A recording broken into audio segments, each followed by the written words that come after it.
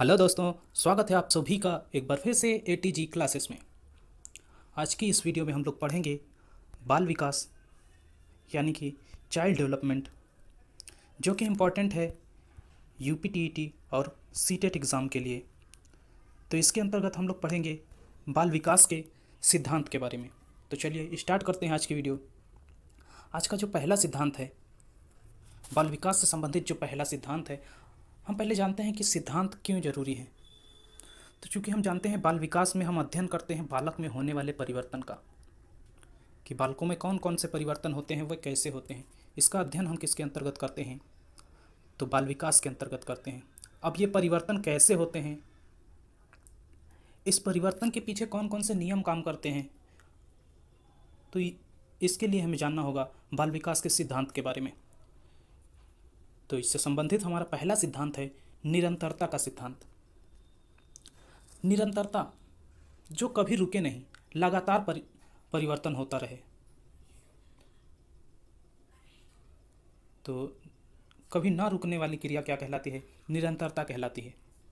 तो इस सिद्धांत के अनुसार विकास एक निरंतर चलने वाली प्रक्रिया है जो गर्भ से लेकर मृत्यु तक चलती है। यानी होता क्या है कि विकास जो है वो गर्भ से शुरू होकर मृत्यु तक चलता है।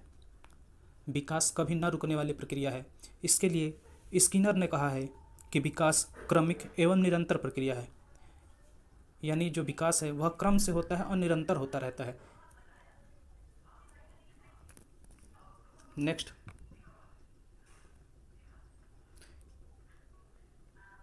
अगला है कि विकास की दर असमान होती है। तो यह सिद्धांत क्या कहता है कि प्रत्येक बालक में विकास की जो दर पाई जाती है वह अलग पाई जाती है, क्योंकि प्रत्येक बालक का वंशानुक्रम एवं वातावरण क्या होता है? अलग होता है। तो विकास की दर असमान होती है। ध्यान दीजिएगा, इस सिद्धांत में कहा गया है कि जो विकास की दर होती है वह असमान होती है। इसका कारण क्या है कि प्रत्येक बालक का वंशानुक्रम और वातावरण जो है वह अलग अलग होता है। तो विकास की दर अलग होने का परिणाम है कि कुछ बालक बुद्धिमान, कुछ औसत और कुछ मंदबुद्धि होते हैं।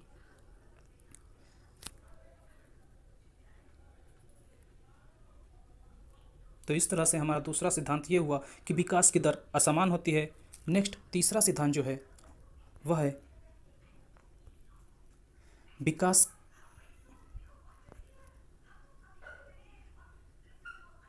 विकास का प्रतिमान। माफ कीजिएगा, तीसरा सिद्धांत है कि विकास की गति असमान होती है। हमने अभी पढ़ा कि विकास की दर असमान होती है और अब हम पढ़ रहे हैं कि विकास की गति असमान होती है। यह तीसरा सिद्धांत है। यह सिद्धांत बताता है कि जीवन में विकास की गति एक जैसी नहीं रहती, यह कभी तेज कभी मंद होती रहती है।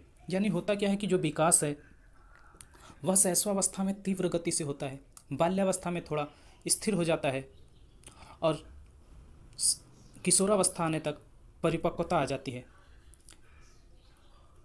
तो यही उदाहरण से समझाया गया है कि शैशवावस्था में शरीर का विकास सबसे तीव्र गति से होता है, बाल्यावस्था में स्थिर तथा किशोरावस्था में परिपक्व हो जाते हैं। तो यह रहा बाल विकास का तीसरा सिद्धांत कि विकास की गति असमान होती है, और दूसरा था कि विकास की दर असमान होती है, और पहला हमने पढ़ा निरंतरता का सिद्धांत। अब अगला है चौथा सिद्धांत। कौन सा है? तो चौथा है कि विकास का प्रतिमान एक समान होता है। विकास का हम प्रतिमान कहें या फिर कहें विकास का क्रम, विकास का जो क्रम होता है वह समान होता है सब में। इस सिद्धांत के अनुसार प्रत्येक बालक में विकास की दर और गति अलग पाई जाती है, परंतु विकास का जो क्रम होता है वह एक ही रहता है।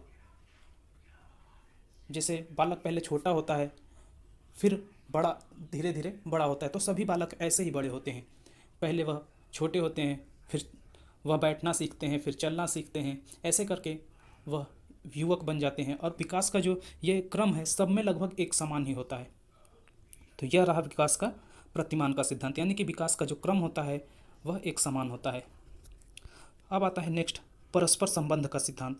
ये पांचवा सिद्धांत है। इस सिद्धांत के अनुसार विकास के सभी पद शारीरिक, मानसिक, संवेगात्मक आदि आपस में इस प्रकार जुड़े होते हैं कि यदि किसी एक क्षेत्र में परिवर्तन किया जाए तो उसका प्रभाव सभी क्षेत्रों में दिखाई देगा।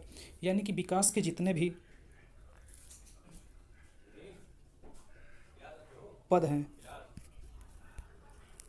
यानी विकास के जितने भी पद हैं, चाहे वो शारीरिक हो, मानसिक हो या संवेगात्मक विकास हो, कोई भी हो, सभी एक दूसरे से संबंधित होते हैं। किसी एक क्षेत्र में यदि उसका परिवर्तन किया जाए तो उसका असर जो है दूसरे क्षेत्र में दिखाई देगा।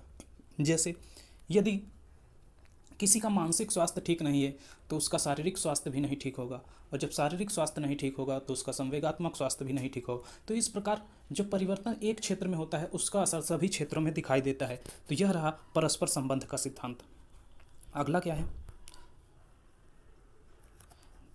नेक्स्ट है एकीकरण का सिद्धांत। इसे समन्वय का सिद्धांत भी कहते हैं।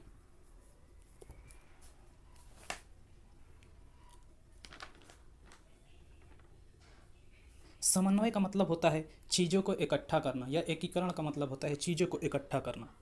तो इस सिद्धांत के अनुसार विकास की प्रक्रिया एकीकरण का पालन करती है, जिसके अंतर्गत परिवर्तन पहले अलग अलग होते हैं जो बाद में जुड़ने लगते हैं। विकास जो है सामान्य से विशिष्ट की ओर होता है। विकास की दिशा हमेशा सामान्य से विशिष्ट की ओर होती है, अर्थात बच्चा जो है पहले सामान्य कार्य सीखता है, जैसे कि कंधा पैर चलाना, और विशिष्ट क्रियाएं बाद में सीखते हैं, जैसे लिखना, दौड़ना। यानी कि यह सिद्धांत क्या कहता है, जो विकास है पहले अलग अलग होता है, उसके बाद वह मिलकर एक हो जाता है। जैसे एक छोटा बालक है, पहले वह अपने कंधों को चलाना सीखता है, उसके बाद हाथ की उंगलियों को, और फिर जैसे जैसे धीरे धीरे वह बड़ा होता है एक साथ दोनों कार्य कर सकता है। तो क्या हुआ कि विकास जो है एकीकरण के नियम का पालन करता है। नेक्स्ट, विकास की भविष्यवाणी की जा सकती है। जैसे किसी बालक के विकास को हम देखकर ये कह सकते हैं कि यह भविष्य में क्या करेगा।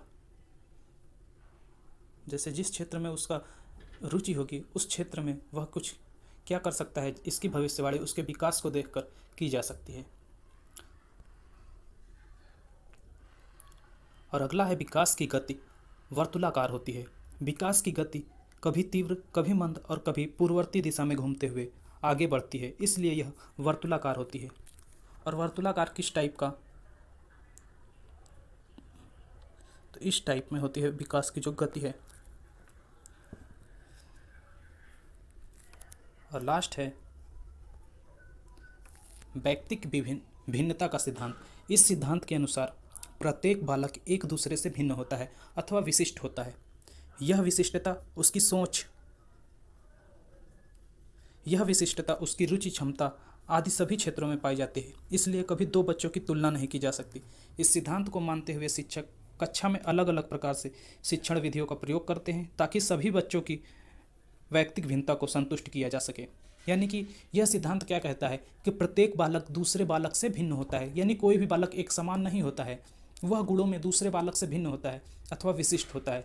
यह विशिष्टता उसकी रुचि, क्षमता आदि सभी क्षेत्रों में पाई जाती है। वह किस प्रकार विशिष्ट हो सकता है? उसकी रुचि दूसरे बालक से अलग हो सकती है, उसकी क्षमताएं दूसरे से अलग हो सकती हैं। इसलिए क्या करना चाहिए कि कभी भी दो बच्चों की तुलना नहीं करना चाहिए। इस सिद्धांत को मानते हुए शिक्षक क्या करते हैं, कक्षा में अलग अलग तरीकों से पढ़ाते हैं। क्यों? ताकि सभी बच्चों की जो क्षमताएं हैं या व्यक्तिक भिन्नताएं हैं उनको संतुष्ट किया जा सके, सभी को उनके अनुसार समझ में आए। तो